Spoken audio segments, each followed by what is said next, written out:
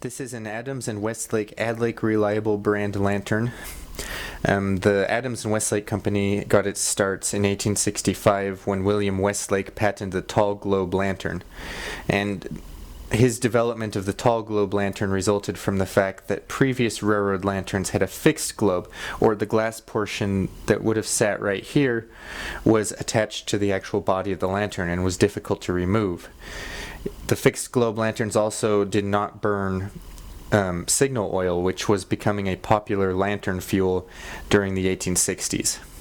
So as time went on, kerosene became the more popular fuel for the use of railroad lanterns, and so by World War I they had evolved into the short globe, which meant that the glass portion was about 2 to 4 inches shorter than previous railroad lanterns that had been made before. This railroad lantern has a series of patent dates along the edge right here. The first one is for May 1908, and then around on this side the last one is for April 1913. So this one, at least the manufacture, dates to about World War I. However, the owner of this lantern was the Utah-Idaho Central Railroad Company, which was an interurban electrified line in northern Utah. It ran from Ogden, Utah to Preston, Idaho. And this company didn't actually get that Utah-Idaho Central name until 1918, when a series of smaller short lines and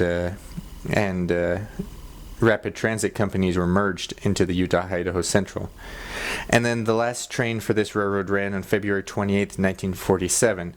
So this lantern could have been used any time between the end of World War II, or end of World War I, and the end of World War II.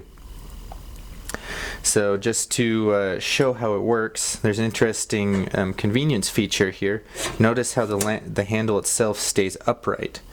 So when a railroad worker is walking around consistently and they need to set down their lantern for whatever reason, the handle itself can stay upright so they don't have to bend over and pick up the handle as it would have been when it was at rest. So you lift up the handle, press it down like this, and it won't drop by itself. So you'll notice that this lantern does not actually have the globe in it. That's fairly common because they're easy to break despite the cage around it protecting it. So I'm just going to show how the fuel canister would have been refueled.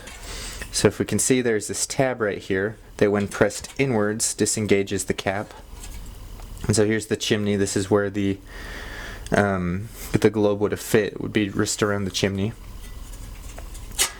And then once that's open, it makes it fairly easy to remove the canister. And so we have the burner here with the adjustable wick. The higher it goes, the brighter the flame. If you turn it down, it eventually will extinguish the flame. And then to fuel it, or to fill it up, you just twist the burner, pull it out, and there's the wick. And the inside of the can is actually full of cotton waste, and it still smells like kerosene despite having not been used for over 60 years. And so the cotton waste would have been soaked with kerosene, which would puddle in the middle, and then the wick would soak it up and draw the fuel up to the burner. I can get that back on. There we go.